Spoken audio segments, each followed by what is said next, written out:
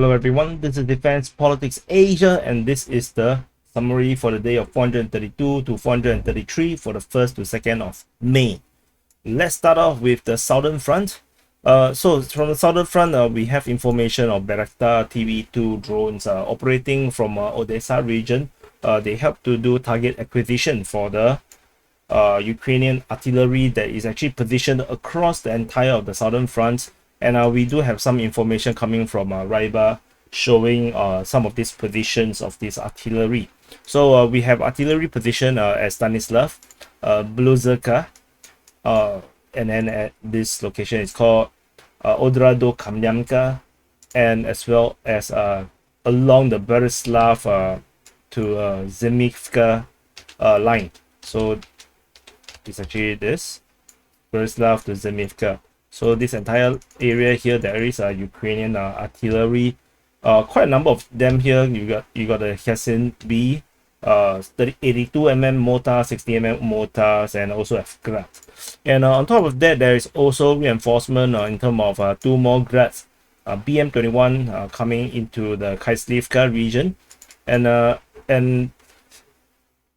is a concentration of forces at Kizomys. This one is actually forces that is probably, I think, allegedly preparing to do amphibious assault across the Dnipro River. So they might be going over here or over here, or maybe they just landing on these tiny islands. No idea. So but something is definitely brewing around this region, because there is a Ukrainian Sukhoi 25 shot down over Valentensky. This, according to the information, is that it actually flies in a pair, and then one of them got shot down by Manpad while flying over here, targeting some Russian positions along the coast of the southern coast of southern shores of the Dnipro River. And then further up north, there is a MiG-29 shot down over Miro Lyubivka. We haven't heard of this place for some time already, since the days of the KHERSON or Mykolaiv front. And so this MiG-29 is shot down, let me see, it's by air defense. Yeah, by air defense. So probably, but given the distance is a bit far, so it's at 30 kilometers. It's probably by like S-300 type of anti-aircraft system. Over at the Kryvyi region, at the Nikopol region, there is some special forces. 4 special forces detachment is actually within this area here in Nikopol. So it's a Nikopol and the Kayamsky region here. There are some special forces around here. Most likely this one is actually meant to do an amphibious assault across the Dnipro River. And where would they go? Anyone's guess. So, but they are here preparing and maybe waiting for the orders to go ahead. And moving on into the Zaporizhzhia line. At the Zaporizhzhia line, we have a lot of Ukrainian troop movements.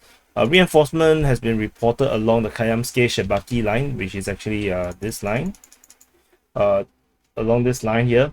And also there's also reinforcement reported at Komishuvacha, at Slavny, at Vernia Tersa, as well as further up north here at Kolomitsy. And Russian Defense Ministry reported shelling at Orekiv, Malatoshmashka, and Huyaipole. So all this information is from Russian Defense Ministry. Over at the final knot around the Velika Novoselka region, the Russians also continue to shell Temerivka and Privune. Privune is actually here. This is Privune, this small little town here, north of Novoselka, which is somewhat of a gray zone. Not too sure who actually controlling it. And moving into the Donetsk front, at the Donetsk front, we have shelling reported at Voleda itself on both days, 1st and 2nd of May. The Ukrainian forces is reportedly attacking Solodky with some small group of forces, and then within Marinka itself, the Russian forces continue their offensive in Marinka region. They are still attacking in Marinka region. So far, no much details. The fighting reported 1st and 2nd of May, so it's a consistent, ongoing offensive. Not too sure where is the front line moving, or if it moves at all after the progress that the Russian forces have made. Moving into the Avdiivka front, fighting is reported at Pervomaiske, according to the Russian Deep State UA, and then the Ukrainian Defense Ministry on the 1st and 2nd of May. Deep State UA also reported that the Russian forces are attacking west of Vodian. So the fighting is ongoing like this. Probably the Russians want to control this area here. And around Vodian region, there is a geolocation of Ukrainian forces over here at this entrenchment here. So currently the front line looks like this, with the Russians actually have front line around this entrenchment here. The Ukrainian forces, after they actually tried the offensive at Vodian, right? Previously there was this offensive that was trying in the northeast and then south northwest of Vodian. This did not work out. Reinforcement has been now reported at Donetsk as well as at Siversk. So probably they're gonna try again. And over at the eastern part of Avdiivka, fighting is reported south of Kupiansk. Reportedly, the Russian forces have captured some entrenchment south of the town, and this allows them to fully secure the town. And as a result, the Ukrainian forces actually sent reinforcement to the front line to prevent a Russian breakthrough. And further up north, there is fighting reported along the highway region, west of Novobakhmutivka and east of Novokalinove. So the Russian forces is still pushing towards Novokalinove, but it doesn't feel like a very strong push. And nearby, there is a Ukrainian MiG-29 shot down over Malinivka. So over here, so the distance is around 25 kilometers, 22 kilometers. So some distance. This is shot down by air defense, I think. Yeah, it looks like air defense. So and then moving into the Bakhmut front. At the Bakhmut front, we have Russians reportedly fighting towards Peteshne on the 1st and the 2nd, according to the Ukrainian Defense Ministry. The Russian Defense Ministry reported shelling over at Stupovsky, Mykolaiivka, Chasivya, as well as at Kalinina.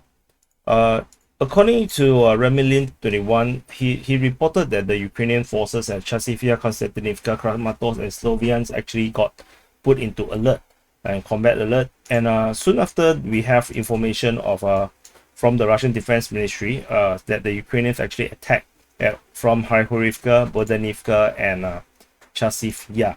So this might be related. So this kind of corroborated Remilin's information.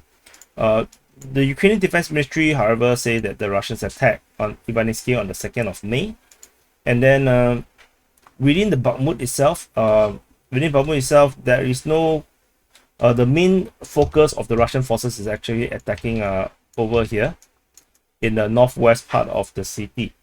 Fighting is reported at a post office area in the northwest of Bakhmut, along Peremogi Street and along the Vivolete Sliv Dombasu Street. And over at the Stadel region, there is fighting along the Lebanevsky Street. So basically, you have this push here, and allegedly there is this final stand, final defensive line of the Ukrainians around here, and along the Peremogi Street. This is where the Russians actually managed to go the furthest, touching the the final defense line. The Russian forces is still pushing in this area here. And they are also pushing at this street, the Levanevskoho Street, against the Ukrainian Citadel region. And over here at along the Tchaikovskogo Street, there's also reported fighting along the street, probably around this citadel area as well. There is no more information around the southwest part, so no idea what exactly is happening over there. And that's all from the Bakhmut front. And moving into the Siversk front, at the Siversk, so it's Siversk. At the Siversk front, the Russian forces attacking Bilohorivka on the first and on the second. And on the second, reports say that it's from the south. So this is how we establish that the fighting is actually on fighting from the south up northward. The Russian Defense Ministry reported shelling at Srebrenica on the 1st and 2nd of May, and on Bilohorivka on the 2nd of May. So this indicates that there is definitely some heavy presence of Ukrainian forces around here that warrants this kind of shelling. And this shelling has been pretty common nowadays. So it looks like there must be something going on, because previously the Russians don't really shell Srebrenica and Bilohorivka that often, maybe around a month plus ago. So it's actually a pretty recent development, if you ask me. Reinforcement is reported at Yampil, some reconnaissance group from the Ukrainian airborne forces. Although I'm not too sure if the airborne forces actually even do airborne operations at all nowadays. And then according to the Ukrainian Defense Ministry, they reported fighting south of Dibrova. The Russians reportedly is attacking south. Yeah, not very convincing to me. I don't know. Just a feeling. Russian Defense Ministry reported shelling at Dibrova on the 1st and 2nd of May. The Ukrainians actually probed at Torske. And then also at Nevsky. So Nevsky is further up north. Over here. Yeah, so this is the two places that they are probing. However, information coming from Ryba also reported the Russians are attacking, but in a positional way, west of Shcherbino-Popivka and at Nevsky as well. The information of Nevsky is from Russian Defense Ministry, so there's some kind of contradiction in terms of the fighting around on the eastern part of Nevsky. Not sure who is actually attacking. Is it the Russians or is it the Ukrainians? So not too sure exactly what is happening here. And moving on, there is shelling reported at Ohivka. So this is actually a bit unusual because it's actually quite in the rear. So this location never got shelled before, I think. So there must be some activities here that warrants this shelling by the Russians. Moving into the Svatove front, at the Svatove front, probing is reported at Myasozarivka, and information is coming from the Russian Defense Ministry and as well as at Berestove. The Russians also reported shelling at Stemakivka on the 2nd of May and Novoselivsky. The Ukrainian Defense Ministry, however, reported on the 1st of May that the Russians are actually attacking Novoselivsky. So, but they didn't report that the next day, so maybe the attack failed. Shelling is reported at Kramalny on the 1st, and the Ukrainian probing continues into the Kupiansk front at Kotelevivka, Timkovka, and Sinkivka on both days, 1st and 2nd of May. And this actually shows you that Ukrainians are attacking like this. And however, the Russians didn't seem to report about this much. I mean, these are reported by the Russian Defense Ministry. But they basically say they stopped them, and then they reported shelling at Timkovka on the 1st and 2nd of May, and the shelling continues into Vorishna, across the Oskil River, at Novolinsk, as well as at Kanyamka. So there is now 3 different places getting shelled across the Oskil River. So there might be a force here, there might be a major force around here, and a major force around here. So there is many places that the Ukrainians might actually do a crossing to do their offensive. So the Russian, so there is reinforcement reported. The 63rd Brigade of the 3rd Brigade. Yeah, something's wrong. 63 Battalion, I guess. And it's moved in the Vorishna region, so there is some reinforcement as well to reinforce this possible offensive over across the Oskil River. So this is the there's also another information. Reinforcement is reported at Kremenchuk, and apparently this force is actually quite big. It's a large echelon of heavy armored vehicles.